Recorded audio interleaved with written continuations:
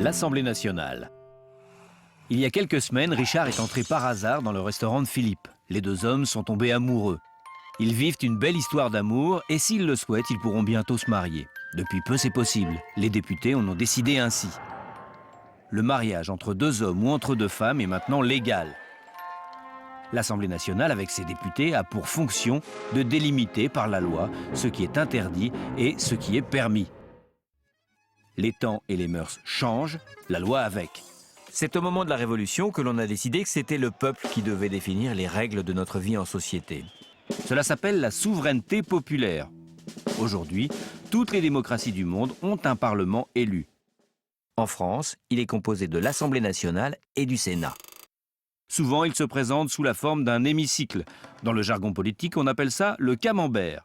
Et comme on ne peut pas mettre tout le peuple dans une boîte à camembert, on serait un peu serré, on élit des délégués comme en classe, mais pour 5 ans. Ce sont les députés. En France, ils sont 577. Vous remarquerez qu'il y a surtout des hommes, le plus souvent d'une cinquantaine d'années. Pendant longtemps, on a considéré que faire la loi, c'était un travail d'homme. Là encore, les mœurs évoluent. Maintenant, chaque parti politique doit, c'est une loi, présenter autant de femmes que d'hommes. On appelle ça la parité.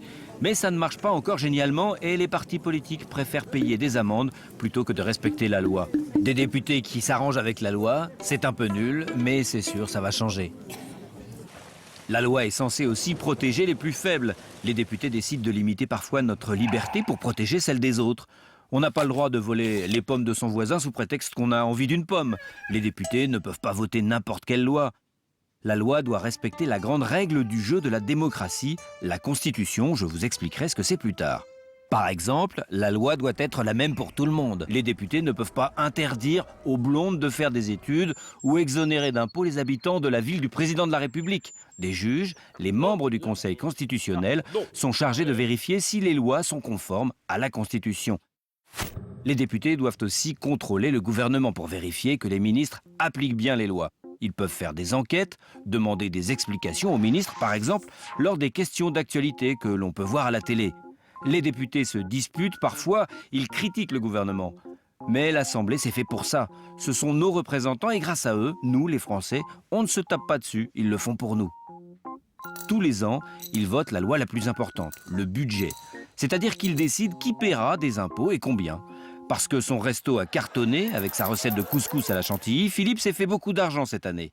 Comme ils ne sont pas encore mariés, il paiera plus d'impôts que Richard. Parce que Richard travaille dans une usine de voitures qui n'a pas beaucoup vendu de voitures. Ça s'appelle la solidarité nationale.